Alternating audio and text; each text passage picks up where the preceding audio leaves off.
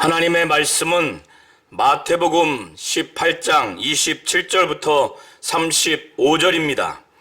그 종의 주인이 불쌍히 여겨 놓아 보내며 그 빚을 탕감하여 주었더니 그 종이 나가서 자기에게 100데나리온 빚진 동료 한 사람을 만나 붙들어 목을 잡고 이르되 빚을 갚으라 하매 그 동료가 엎드려 간구하여 이르되 나에게 참아주소서 갚으리이다 하되 허락하지 아니하고 이에 가서 그가 빚을 갚도록 옥에 가두거늘 그 동료들이 그것을 보고 몹시 딱하게 여겨 주인에게 가서 그 일을 다 알리니 이에 주인이 그를 불러다가 말하되 악한 종아 내가 빌기에 내가 내 빚을 전부 탕감하여 주었거늘 내가 너를 불쌍히 여김과 같이 너도 내 동료를 불쌍히 여김이 마땅하지 아니하냐 하고 주인이 노하여 그 빚을 다 갚도록 그를 옥졸들에게 넘기니라. 너희가 각각 마음으로부터 형제를 용서하지 아니하면 나의 하늘 아버지께서도 너희에게 이와 같이 하시리라. 아멘. 하나님은 불쌍히 여기시는 분이십니다. 하나님은 인간을, 죄인인 인간을 사랑하시고 그리고 그는 이런 죄인을 불쌍히 여기셔서 그의 아들을 죽음에 내어주면서까지 인간의 죄를 없이 하시고 인간을 구원하시기를 간절히 원하셨고 그 일을 이루셨습니다. 하나님은 불쌍히 여기시는 분이십니다. 그가 사랑이 많고 인간을 향한 불쌍한 마음이 있기 때문에 그 누구도 인간의 죄를 감당할 수 없고 죄 용서를 할 수 없고 그 죄의 형벌을 어찌할 수 없는데 하나님은 그 인간의 모든 죄를 그의 아들에게 짊어지게 하고 그의 죄의 결과인 그 형벌과 저주를 감당하도록 그렇게 하셔서 인간의 죄를 없애도록 없이 하도록 그리고 구원해서 영원한 생명을 얻도록 그렇게 하셨습니다. 예수께서는 마태복음 18장 15절부터 35절을 통해서 제자들 사이에 또 더 넓게는 믿는 성도들 안에서 죄를 지으면 어떻게 해야 하는지 그리고 개인적으로 형제 간에 또 제자들 간에 죄를 졌을 때 용서를 어느 정도까지 해야 되는지에 대한 부분에 대해서 말씀을 하셨습니다. 예수께서는 형제가 죄를 범하면 이것은 제자들 상호간의 그 문제일 수도 있고 더 넓게는 믿는 형제들 그 상호간의 문제일 수도 있습니다. 그래서 예수께서는 이것이 신앙생활을 함에 있어서 죄를 짓는 문제가 때로는 매우 심각하죠. 개인적인 것뿐만 아니라 교회 차원에서도 상당히 심각합니다. 그래서 죄를 지으면은 이것을 어떻게 다뤄야 되는지, 그래서 형제가 죄를 지으면은 먼저는 그 죄를 지은 그 형제와 그 죄로 인해서 피해를 당했거나 아니면 피해는 당하지 않았지만은 그 죄 문제를 알고 있는 그 개인 상호간에 그 두 사람만 상대해서 그에게 가서 이 죄를 깨닫게 하고 깨우쳐 주고 회개하여 돌이키도록 그렇게 하라는 겁니다. 그래서 예수께서 내 형제가 죄를 범하거든, 그 반가로 4번 보면 어떤 4번에는 내게 죄를 지면, 그래서 내 형제가 죄를 범하거든 가서 너와 그 사람과만 상대하라는 거야. 그래서 본격적으로 다른 사람들과 교회에 그 형제가 범한 죄를 들추어서 공개적으로 알도록 하지 말고 일단은 너와 그 사람과만 상대해서 그 형제에게 권고하라는 겁니다. 그래서 만일 그것을 받아들이면 내가 그 형제를 얻게 될 수 있기 때문에, 여기서 권고하라고 하는 것은 그 죄를 범한 형제가 내게 죄를 범했거나 아니면 내게 죄를 범하지 않았다 하더라도 죄를 졌으면 그것을 깨우치도록, 이것이 내가 행한 것이 이것이 죄니까 빨리 돌이키고 하나님 앞에 회개를 해라. 형제 앞에서 형제에게 죄로 인해서 상처를 주고 고통을 준 것을 돌이키고 또 그것을 화해하고 또 하나님 앞에 또 범죄했으니 하나님 앞에 돌이켜서 온전히 신앙생활하며 죄와 싸우되 피 흘려 죽기까지 싸우겠노라고 하는 죄에서 돌이키는 그런 온전한 신앙인이 되는 그런 다짐을 할 수 있도록 그렇게 하라는 겁니다. 그렇게 한다면은 찾아간 이 형제는 그가 돌이켰기 때문에 자신과의 관계에서도 화해하게 되고 또 하나님 앞과 교회 앞에서의 관계도 회복되기 때문에 그 형제가 신앙생활하는 제자로서 또 형제로서 다시 얻는 결과가 될 수 있다는 것입니다. 만일 그렇게 그가 권고해서 돌이키기만 한다면 그 형제를 얻을 수 있다는 거예요. 그러나 만일 듣지 않는다면 내가 가서 죄라고 가르쳐주고 너와의 그 화해관계를 회복하지 못하고 또 하나님 앞에서 돌이키지 않는다면 네가 한두 사람을 더 데리고 가라는 거예요. 이것은 신명기 19장에 나와 있는 그 내용을 배경으로 하는 것으로 보여집니다. 그래서 이미 그 형제가 범죄한 사실을 알고 있는 사람 한두 사람을 더 데리고 가서 두세 증인의 입으로 말마다 확증하라는 거예요. 이미 그 범죄한 형제의 범죄 사실을 알고 있는 한두 사람을 데리고 와서 두세 증인의 입으로 말마다 확증하라는 거예요. 입증하라는 겁니다. 그가 범한 죄를 그에게 말로써 조목조목 다 확인시켜 주라는 거예요. 듣지 않는다면 더 나아가서 이제는 이 사람들이 교회에 이것을 알리라는 거예요. 여기서 말하는 교회는 마태복음 16장에서 말하는 우주적인 교회를 말하는 것이 아니라 지역을 기반으로 하는 그 지역교회를 말하는 겁니다. 그래서 교회에 이것을 알리라는 거예요. 교회에 그것을 알리라는 겁니다.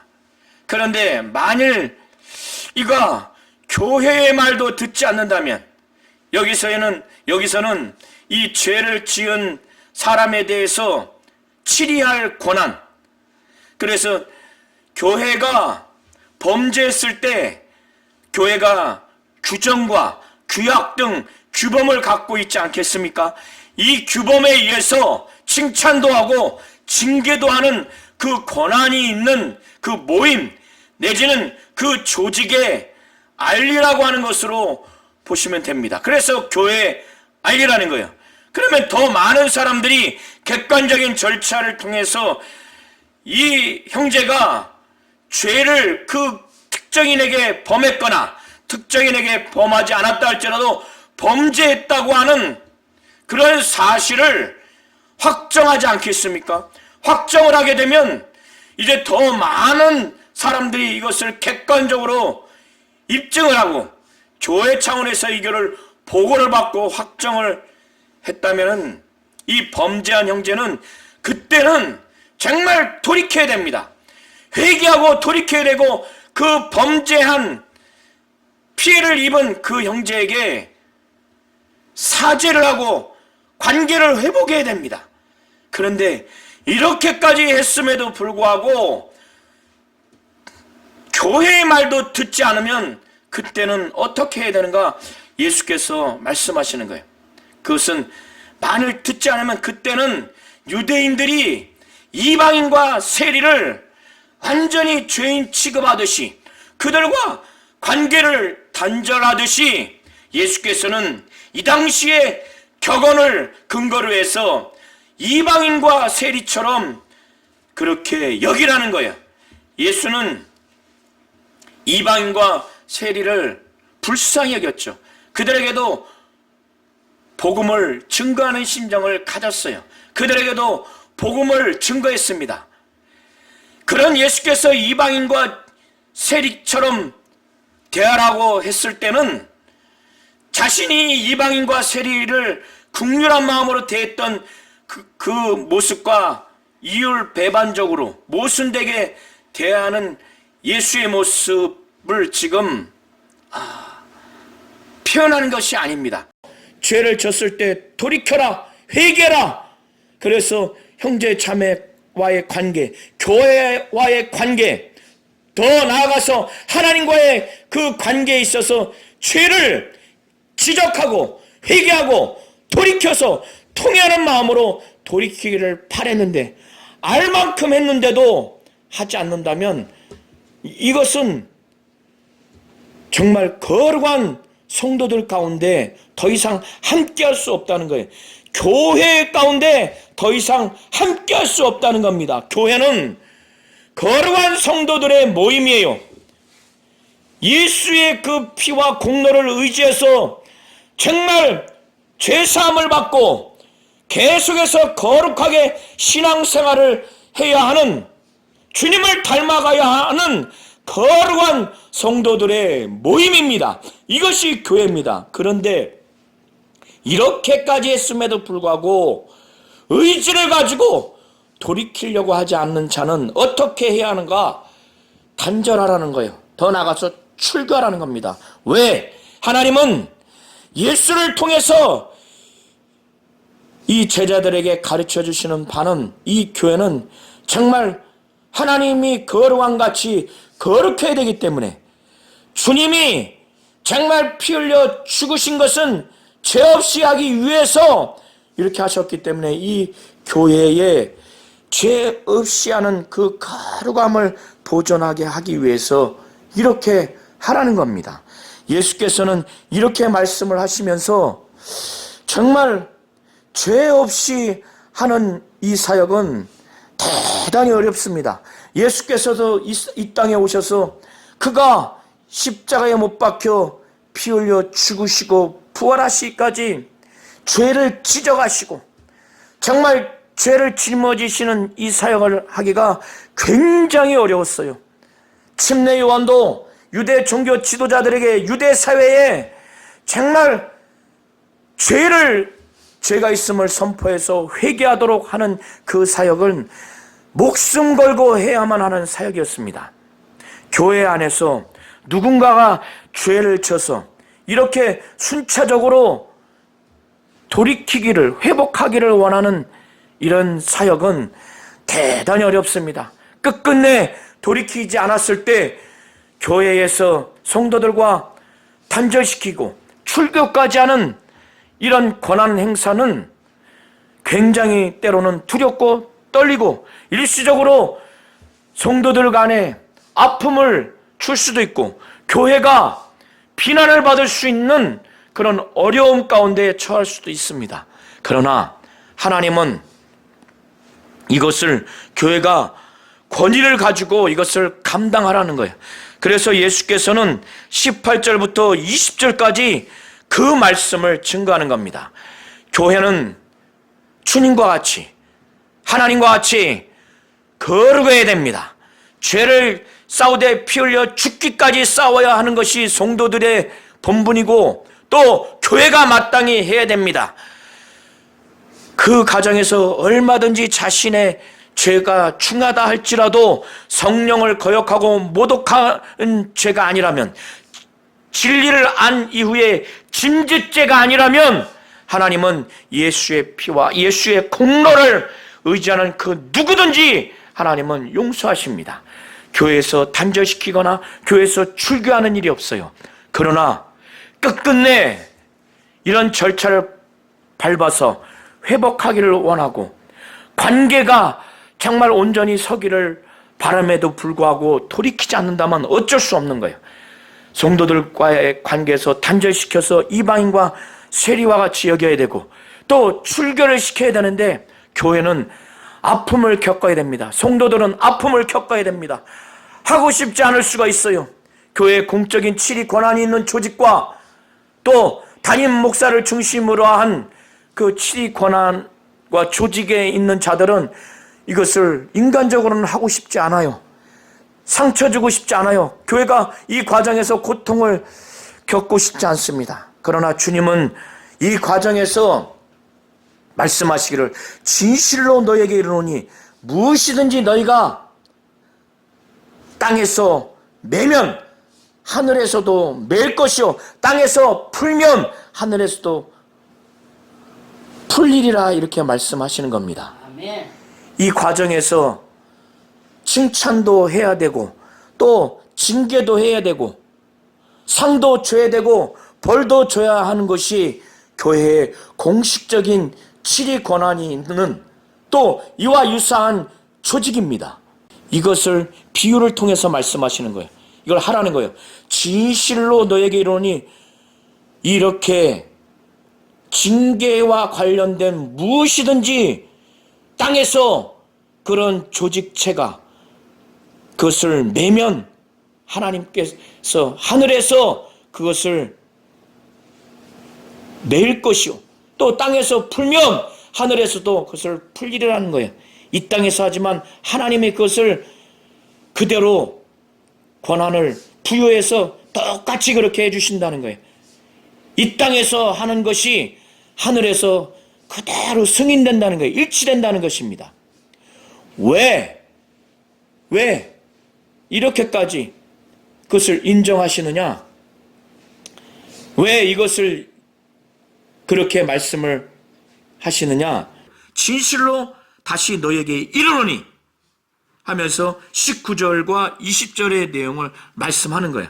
너희가 두세 사람이 고민하여서 그렇게 모여서 고민하는 과정 또 합의하는 그 결론에 이르기까지 예수께서 함께 하시기 때문에 최종적으로 마음을 합해서 너희 중에 두 사람이 합심해서 무엇인지 하나님 아버지께 구하면 하나님 아버지가 그것을 그대로 너희들을 위해서 이루어 주신다는 거예요. 성도들 가운데 떼내서 출교하는 이방인과 세리같이 여기라고 하는 주의 말씀대로 그렇게 결정낸다면 주님이 그들과 늘 과정 가운데 또 합의하는 결말 가운데 함께 했기 때문에 또 기도하는 가운데도 함께 했기 때문에 하나님 아버지께서 그대로 그걸 이루어 주신다는 것입니다. 베드로는 주님께서 죄를 졌을 때 어떻게 해야 되는지에 대해서 말씀을 증거하고 계실 때 이 얘기를 들으니까 죄를 지었을 때 그러면 몇 번이나 용서하면 되는지에 대해서 예수께 좀 질문을 해야 되겠다, 여쭤봐야 되겠다 해서 예수께 나와서 주여, 형제가 나에게 죄를 범했을 때 몇 번이나 용서를 하면 됩니까? 7번까지 하면 됩니까? 라고 여쭤봅니다. 유대 사회에서 랍비나 또 율법학자가 죄를 범했을 때 몇 번 정도 용서하라고 가르치냐면 3번까지 용서하라고 가르칩니다. 그리고 4번부터는 절대 용서하지 말라고 그렇게 가르칩니다. 한국에서는 정말 너 다시 한번 죄를 지면 가만두지 않을 거야? 이렇게 이야기하는 경우가 많죠. 한국에서는 3번 이상 용서하기가 쉽지 않습니다. 대부분 용서하지 않을 겁니다. 그런데 베드로는 7번까지 용서하고자 하는 마음을 갖고 있는 거예요. 베드로는 정말 대단하죠. 그러면 예수께서 그렇게 해라. 너 정말 대단하다.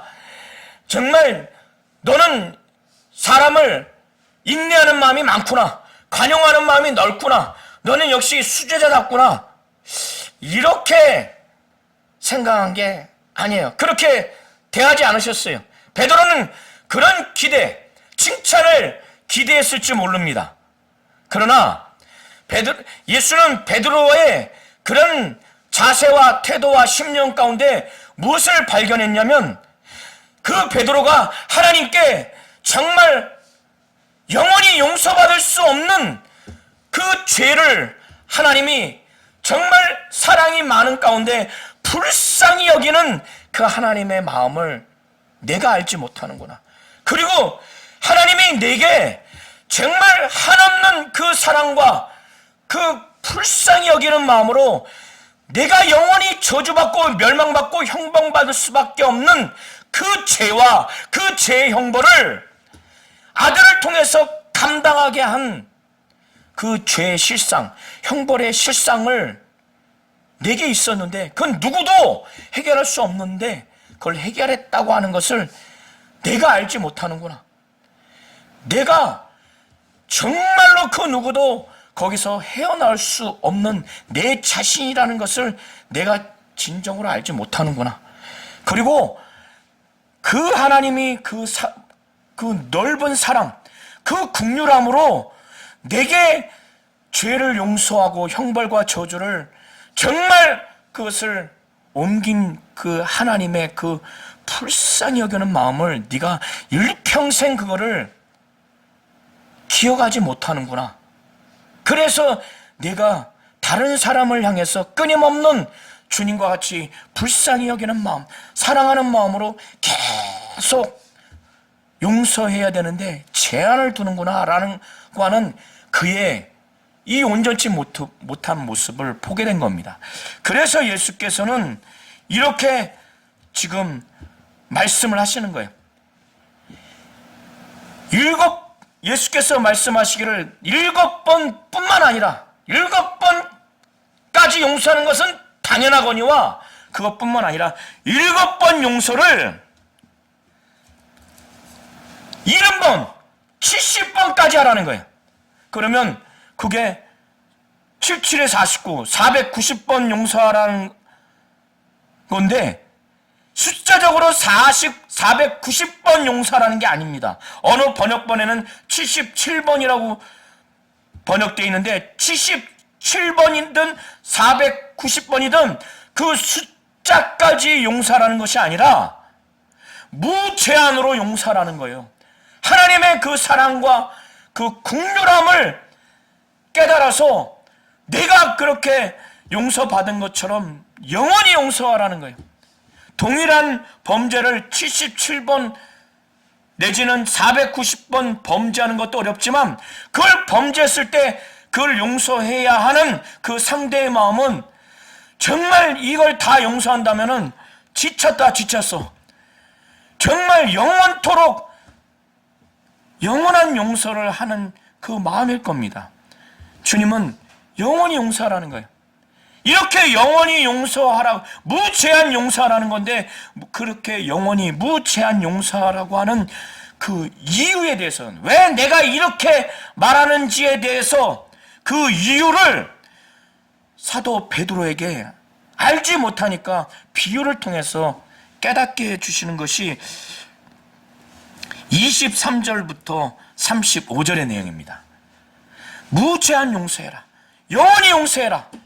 그래서 그걸 비유로 그 이유를 말씀해 주시는데 그러므로 천국은 종들과 결산하려 하던 어떤 인구가 같다는 거예요. 천국은 이 세상 인구 같지 않냐고 천국은 마치 종들과 결산하려 하던 임금과 같다는 거예요.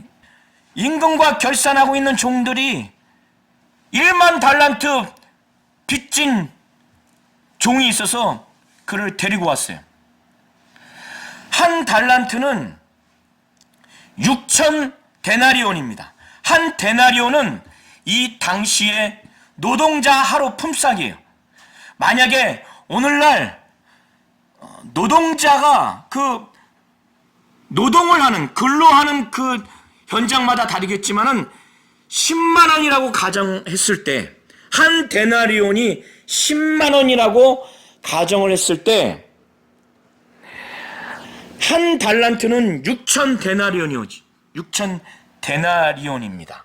그러면 6천 데나리온이면은 얼마입니까? 아마 6억이죠? 그러면 1만 달란트는 계산을 하면 6조입니다. 6조예요. 6조의 빚을 가진 그 종 신하를 데리고 왔어요. 그래, 이 임금이 갚으라 했는데 갚을 수가 없는 거예요. 갚을 수가 없는 거예요. 그러니까 이 고대 사회에서는 만약에 갚지 못하면은 자기 몸을 팔던 자기 아내와 자식과 모든 소유를 팔아서 이걸 갚아야 되는 것이 하나의 그 관습이었어요. 하나의 문화였습니다. 그래서 이거 갚으라 하니까 1만 달란트 빚진 이 종 신하가, 이거는 현실적으로 갚을 수 있는 돈이 아니에요. 이 당시뿐만 아니라 지금도 마찬가지죠. 노동자가 어떻게 6조를 갚습니까? 그러니까 이 얘기를 듣자마자 할 수 있는 것은 이 임금의 자기를 불쌍히 여겨서 비는 것밖에 없어요. 그래서 무릎 꿇고 이 임금에게 빌었어요. 참아달라고, 내가 갚겠다고. 만약에 그렇지 않으면 내 아내도 노예로 팔려가요. 내 자식들도 노예로 팔려갑니다. 내 모든 소유는 다 팔려가서 내 몸도 팔려갑니다. 나는 고사하고 내 아내와 자식들 모든 소유가 노예로 팔려나가면은 이게 가정이 풍비박산이 납니다. 가정이 제대로 생활할 수가 없어요. 가정은 온전히 살아갈 수가 없습니다. 그러니까 바로 무릎 꿇고 간절하게 간청하면서 비는 수밖에 없어요. 참아달라고, 참아주세요. 내가 갚겠다고. 이건 갚을 수 있는 돈이 아니에요. 그러니까 이 임금이 대단하죠. 6조를 탕감해 줍니다. 오직 이 임금이 다른 임금과 다르게 불쌍히 여기는 마음을 갖고 있었어요. 또 그가 간절하게 간청하니까 이 임금이 볼 때 처자식 다 노예로 팔려, 있는 재산 다 팔려, 또 이 사람도 노예로 팔려. 그러면 이거 어떻게 되겠습니까? 정말 불쌍히 여기는 마음이 가득했어요. 또 이렇게 무릎을 꿇고 간절히 비니까 이걸 어떻게 갚을 수 있겠어요? 임금도 알아요. 그러니까 그냥 돌려보냅니다. 그리고 그 빚 전부를 다 탕감해줘요. 그리고 나서 이 1만 달란트 빚진 자가 탕감을 받았으면 얼마나 이 임금의 그 국률함, 나를 살려주었다, 내 처자식, 내 모든 소유, 내 몸마저 노예로 팔릴 수밖에 없는, 일평생 그렇게 노예로 팔려도요 6조를 못 갚습니다. 이 당시뿐만 아니라 지금도 어떻게 노동자가 6조를 갚을 수 있어요? 못 갚아요. 그거는 못 갚습니다.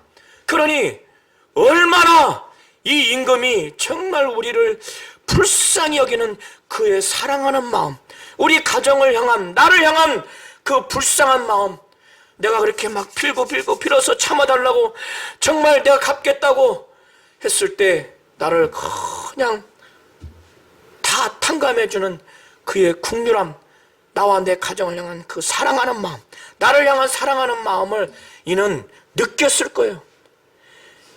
그러면 평생 그 임금이 정말 사랑이 많고 인자가 많고 나를 국률히 여기는 마음이 많구나, 내 가정을 향한 정말 국률한 마음이 많구나, 어떻게 6조를 탕감한 걸 잊을 수가 있습니까? 그러면 이는 그거에 정말 100분의 1이라도 내가 평생 갚으면서 살아야 되겠다, 그렇게 사는 것이 사람의 도리입니다. 그가 그런데 밖을 나갔어요. 또 그에게 빚진 자를 만나게 됐어요. 100데나리온. 100데나리온이면 얼마입니까? 1000만 원이에요. 100데나리온이면 1000만 원이에요. 그러면 이 100데나리온 받은 1000만원 빚진 자가 했으면은 내가 이렇게 6조를 탕감받아서 죽었다 살았으니 내 가정이 패가망신했다가 그 임금에 나와 내 가정을 향한 사랑이 많은 그 임금, 불쌍히 여기는 그 임금, 그래서 6조를 탕감해준 그를 생각하면서 갚지 마라, 그리고 자유해라, 이렇게 해야 되는데 돌변합니다. 그의 목을 붙잡아서 거의 죽일 것처럼 내 100데나리온 갚어 하니까 그것도 자기 하인도 아니에요. 자기 동반, 동료입니다. 자기가 똑같은 신하예요. 수평적인 신하예요. 그러니까 그 신하가 어떻게 해요? 정말 털포덕 나를 참아달라고 내가 갚겠다고. 2천만원 정도는 4개월 정도의 품삯입니다. 그러면 4개월 이상 정도 안 먹고 안 쓰고 해서 갚을 수 있는 거예요. 왜 그걸 못 참습니까? 그러나 이는 참지 못해요. 허락하지 않습니다. 그래서 감옥에다 가둬버려요. 그걸 빚을 갚도록. 그런데 이것을 본 옆에 사람들은 누구나 다, 야, 이렇게 악할 수가 있느냐? 어떻게 이렇게 할 수 있느냐? 인간이 양심을 가지고 어떻게 이렇게 할 수 있느냐? 다 그렇게 할 수 있을 겁니다. 그 동료 신하가 이걸 보면서 이 100데나리온 빚진 자를 향해서 이렇게 한 이 1만 달란트 빚진 자, 탕감받은 이 자가 하는 걸 보면서 화도 나고 충격도 받고 슬프기도 하고, 이 100데나리온 빚진 자를 보면서 정말 슬픈 거예요. 불쌍한 마음이 드는 거예요. 충격도 받고, 이게 어떻게 이럴 수 있느냐. 그래서 그 임금에게 이 모든 일을 낱낱이 가서 고했습니다. 일러 바친 거죠. 그랬더니 임금이 화가 났어요. 분노가 생겼어요. 그를 당장 데리고 와가지고 이 악한 종아, 악한 종이라고 했어요. 내가 너를 불쌍히 여겨서 내가 내 앞에서 막 빌기에 내 빚을 전부 다 탕감해 주었거늘, 내가 너를 이렇게 불쌍히 여겼으면 너도 가서 다른 사람을 이렇게 불쌍히 여겨야 되는데 마땅히 그렇게 해야 되지 않느냐? 당연히 그렇게 해야 되지 않느냐? 난 그렇게 할 줄 알았다. 그것이 마땅하지 않느냐? 그렇게 하지 않는 모습을 보고 주인은 아주 화가 났어요. 그래서 그 옆에 있는 종들에게 빚을, 그를 옥졸들에게 넘겨가지고 감옥에 갇혀버린 거예요. 그리고 그 취소다. 그리고 내 빚을 다 갚아라. 그래서 그 빚을 갚지 않으면 그 옥에서 나오지 못하도록 옥졸들에게 넘겨버렸어요. 옥에 가둬버렸습니다. 그런데 6조를 어떻게 갚습니까? 그 감옥에 갇히게 했다는 것은 평생 형벌을 받도록 한다는 거예요. 이 비유를 베드로에게 왜 말씀했습니까? 베드로가 나름 자기는 사랑이 많고 인자가 많고 국률이 많은 사람으로 예수께 인정받고 칭찬받고 그렇게 그런 마음을 갖고 예수께 여쭤봤을런지 몰라요. 주여, 형제가 내게 범죄를 하면, 제자가 나에게 범죄를 하거나 아니면 믿는 자가 나에게 범죄를 하면 몇 번을 용서하면 됩니까? 7번까지 하면 됩니까? 이렇게 했을 때 베드로의 그 심령, 그 깊은 곳에는 본질적인 심령의 자세는 이미 동일한 범죄를 했을 때 형제에게 용서의 제한을 두고 있는 겁니다. 여기에는 하나님 아버지가 베드로 자신을 향해서 얼마나 그 사랑이 많은지 그 넓이와 깊이를 알지 못하는 거예요. 그 긍휼함의 그 넓이와 깊이를 알지 못하는 거예요. 도저히 용서받을 수 없는, 영원히 해결할 수 없는 정말 그 죄와 그 죄로 인한 형벌과 저주를 받을 수밖에 없는, 가망이 없는 존재인 자신을 알지 못하는 거예요. 죄인은 실상 죄의 결과로서의 저주와 형벌을 받아야 될 자신의 실상을 알지 못하는 거예요. 알지 못하기 때문에 예수는 크게 문제다. 그래서 나름 관용이 많고 사랑이 많고 국률이 많다고 인정받고 존중받고 그렇게 평가를 받으려는 동기로 예수께 와서 형제가 내게 몇 죄를 졌을 때 몇 번을 용서하면 됩니까? 7번까지 하면 됩니까? 이렇게 물었을런지 몰라요.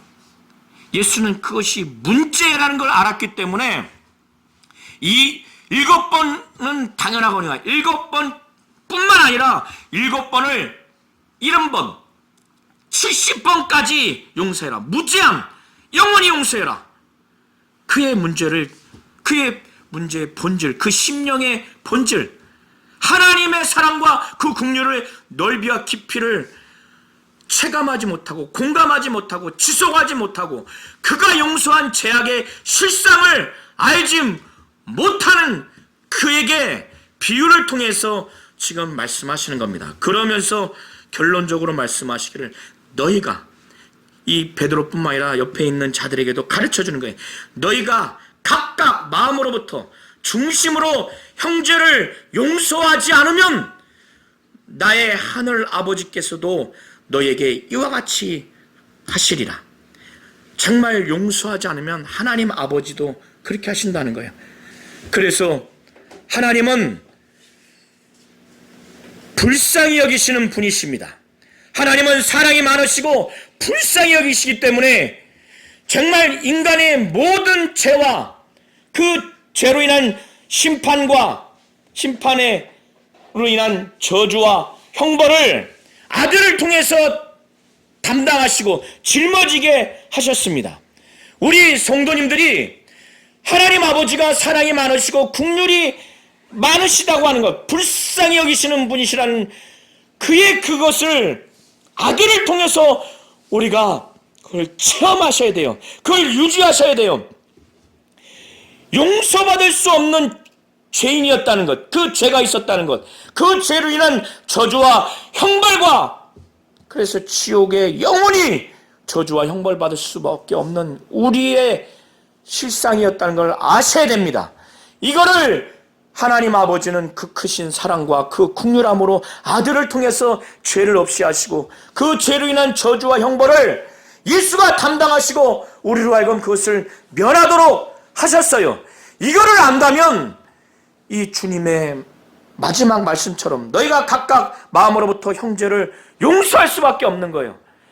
이럼에도 불구하고 용서하지 않으면 하나님 아버지께서도 너희에게 이와 같이 한다는 거예요. 용서하지 않는다는 거예요. 우리 성도님들은 하나님은 사랑이 많으신 가운데 아들을 통해서 우리에게 긍휼을 불쌍히 여김을 나타내 주신 하나님은 불쌍히 여기시는 분이심을 잘 아시기를 바랍니다. 그래서 아들을 통해서 죄를 없이 하시고 그 죄로 인한 저주와 형벌을 다 짊어져서 우리로 하여금 죄를 없이 하고 저주와 형벌을 다 담당하셨어요. 이 1만 달란트 빚진 자 6조보다 그 이상의 엄청난 빚을 탕감해 주신 분이 불쌍함이 많으신 바로 하나님이 하신 것이에요.